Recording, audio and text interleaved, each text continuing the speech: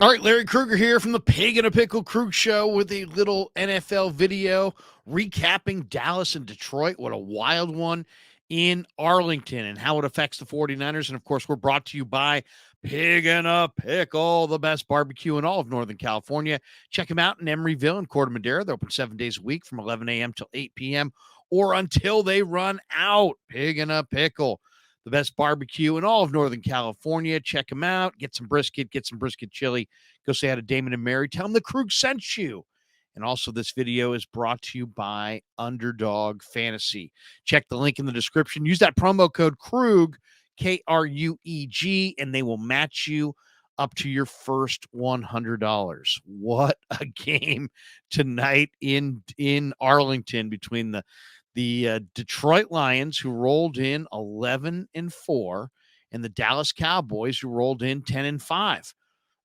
Big game, showdown in the NFC. Dallas led at the end of the first half 7-3. And if you looked at the numbers in the first half, Prescott was 15 of 19 with a touchdown and a pick. Jared Goff was 7 of 15 for 81 yards and a touchdown.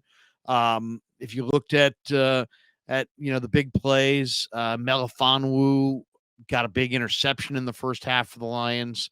The big star in the first half for the Cowboys was CeeDee Lamb. CeeDee Lamb in the first half had 8 catches for 164 yards and a touchdown. Jordan Lewis also had an interception on a screen pass to David Montgomery. That was Goff's one turnover. Brian Branch had a great third down stop of CeeDee Lamb on one of the plays. So anyway, we get to the fourth quarter. Dallas is up 17-13 as we fast forward. And by the way, at halftime, we should mention that this was a big night for the Cowboys because Dallas's Jimmy Johnson, who created the dynasty of the 1990s, was honored at halftime. He was entered into the Cowboys Ring of Honor. All the ex-great Cowboys were in the house. So it was a magical night for Dallas, and they led 17-13 with 2:33 to play, and obviously Detroit needing a touchdown. So Goff drops back to pass. He's trying to throw an out pass to Sam Laporta, the rookie tight end from Iowa. Instead, Donovan Wilson jumps the route, evening the turnovers at 2 each, giving Dallas possession of the ball and the lead. So Dallas is up 4 with 2:33 to play, and they have the ball. And you're thinking, oh, game over. Get a couple first downs. They'll get out of there. And no problem. Great play, Donovan Wilson, who had a tremendous night tonight, by the way. Wilson was all over the field. Instead, Dallas throws the ball on second and third down on their next possession. They went slant. CeeDee Lamb, by the way, owned Cam Sutton tonight. Just absolutely owned him. We'll get to that in a minute. But Dallas on 3rd and 14 with 1:49 left. Prescott goes to Ferguson, the tight end, for 8 yards. So then it's 4th and 6 at the 25, and they do go with the Brandon Aubrey 43-yard field goal. So now they're up 7. They're up 20-13 with 1:41 to play. Detroit gets the ball on their own 25-yard line. Goff goes to Sam Laporta, who's awesome, by the way, for 10 yards. On 1st and 10 from the 35, Goff goes to Laporta again down to the Cowboy 40-yard line. Huge play. Now it's 1st and 10 from the 40. Goff downs it. So on 2nd and 10, Goff throws to Amon-Ra St. Brown for 14 yards. So now they're 1st and 10 on the 26. Then they down it again. Goff throws a pass to St. Brown. Jordan Lewis with a pass breakup on first down, on second down. So they get the third down. They get the 3rd and 10 from the 26, and Goff goes to Laporta again, this time to the 15-yard pass play down to the 11. So there's 23 seconds left in the game, and they're sitting there on their own, on Dallas's 11-yard line, and Goff throws a touchdown pass to Amon-Ra St. Brown from 11 yards out. And you think, okay, tie game. This thing's going to overtime. But the only reason we didn't think it was a tie game was that the announcers kind of said, hey, Dan Campbell's going to go for 2. which is a huge ballsy move, right? But Campbell's been coaching like that all year. Sure enough, so Dallas with a 20-19 lead. Detroit's going for the 2-point conversion. And you're sitting there going, okay, what are they going to do? And they go tackle eligible. Goff throws to Taylor Decker for a tackle eligible 2-point conversion. And you think Detroit wins the game. They're up 21-20 with 23 seconds left. But a super, super late flag comes in saying illegal touching, saying that Taylor Decker never reported to the official. So now it's they're on the 7-yard line and they got to decide, do they kick the field goal and tie the game up, or kick the XPAT and tie the game up, or do they go for the 2-point try for a second time? And Dan Campbell rolls the dice again, and he goes 2-point conversion for the second time, and Goff's pass gets intercepted. But Micah Parsons was offsides. So now it's a third attempt from the 2-yard line at this point. And Goff goes to James Mitchell, the tight end, on a little flat route. And instead of just putting it on his right shoulder and leading him towards the pylon, he threw it a little bit behind him. So it was a little bit of a tougher catch. He wound up dropping the ball in front of Jaron Kearse. Even if he had caught it, Kearse most likely would have made the tackle, and he would have been short of the goal line. But Goff's throw was too inside, didn't get the ball outside like he needed to. And Mitchell was a little surprised by the ball location, dropped the ball. Dallas wins 20-19. I mean, it's so interesting on so many levels. One, that Dan Campbell would go for the 2-point conversion 3 times. Amazing. But I mean, just shows what a riverboat gambler he is at his core. And then, of course, an amazing night, because Dallas ultimately receives, CeeDee Lamb caught the onside kick to lock up the game. Dallas wins 20-19. Jimmy Johnson, as I said, honored at halftime into the Ring of Honor. Great moment for the Cowboys. Dallas finishes the year 8-0 at home. They've now won 16 straight at Jerry's World. Lamb was amazing out there wearing number 88, 13 catches, 227 yards and a touchdown on 17 targets, second best in the history of the Cowboy franchise. Amazing, amazing night. Detroit, by the way, outrushed Dallas 125-60. Dallas could not run the ball all night, 2.9 yards per carry. Brandon Cooks had 5 catches for 60 yards and a touchdown. Prescott threw for 345, 2 touchdowns and the 1 pick. Donovan Wilson, 11 tackles and the pick. Brandon Aubrey, the young rookie kicker, two field goals. Detroit wound up with a 420-383 yards edge.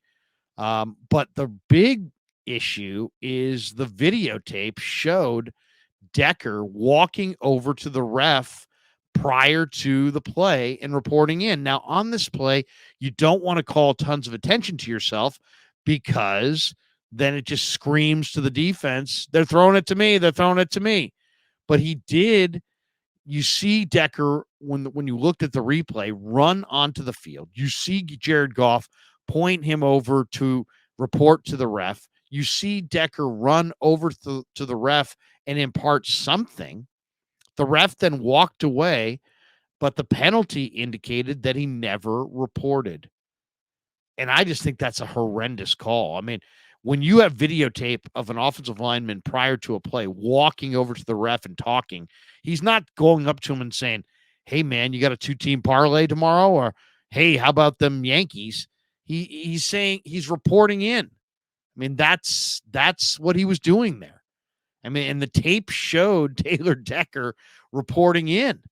So, I mean, if you're a Lions fan, I haven't heard what Dan Campbell had to say about this yet, but you got to be absolutely outraged. And Campbell was. He went ballistic on the sidelines. His chew spit is going everywhere.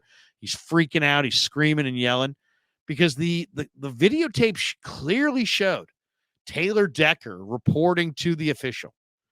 And it's like, I'm not sure who the responsibility is with in that situation. Decker clearly ran over to the official.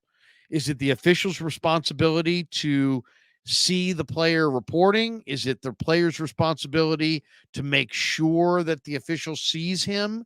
Is there some conversation that has to be had that either wasn't had in this situation? Hey, I'm going to be eligible on this play, ref. Does the ref have to say, okay, I've got it? Did Decker say anything? Did the ref say anything back? I mean, when you look at the videotape, you can clearly see Taylor Decker going over to the ref and imparting something. It looks to me like he did report in. And then when they gave him the illegal touching penalty, that's an indication that he never reported. So there were two eligibles on the play, and looked like only one was recorded by the official as eligible prior to the snap. So Dallas wins. I mean, it's as simple as that. Without that penalty, Detroit wins. With the penalty, Dallas wins 20-19. It would have been 21-20 Detroit. Instead, Dallas goes to 8-0 at home, and they win 20-19. Wow. I mean, that's all I got to say. Wow. Now, how does this all affect the 49ers? The 49ers are 11-4.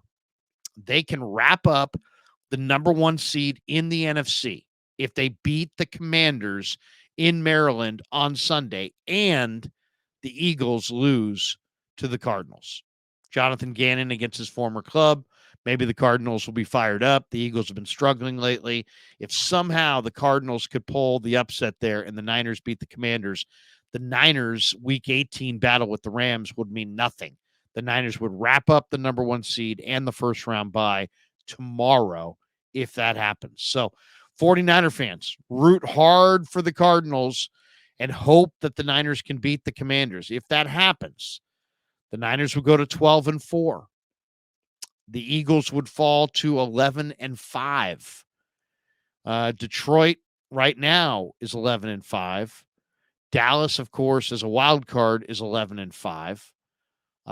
Dallas may even go jump up to the number 2 seed in that situation as well if Philly winds up losing tomorrow. But neither would overtake the Niners if the Niners win tomorrow and go to 12-4. So there you go. That's the NFC in a nutshell. The Niners are the 1 seed right now at 11-4. The Eagles are the 2 seed at 11-4. The Lions as the division leader there are 11-5. They're the 3 seed. Tampa would be the 4 seed right now at 8-7. Dallas is currently the 5 seed in the wild card top spot at 11-5. The Rams at 8-7 would be the 6 seed. The Seahawks at 8-7 would be the 7 seed. And then Minnesota, Atlanta, Green Bay, New Orleans all enter this game on Sunday with 7-8 records and an outside shot of jumping into the last playoff spot in the NFC. But what a game in Arlington! Huge bad call that the flag came late. They're going to be talking about this one for years. Cost the Lions a miracle comeback. It would have been and Dallas, by the way, what did they do? They played prevent defense on that final drive. And what does prevent defenses usually do? They prevent you from winning, because that's ultimately, if you look at that game, Dallas had been stopping them. Detroit was not moving the football on Dallas all night. But then when Detroit got the ball back with 141 to play, man, the coverage was really soft. And Goff went right down the field. Laporta, Amon-Ra, Laporta, and then Amon-Ra for the touchdown to make it a 1-point game. And the 2-point conversion succeeded and then failed, and Dallas gets the win. 20-19.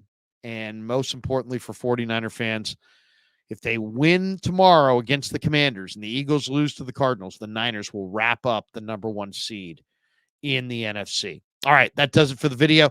Thanks to Pig and a Pickle for being the title sponsor of the Krug Show. Thanks to Underdog Fantasy for sponsoring the video. Thanks to all you guys for supporting the Krug Show on YouTube.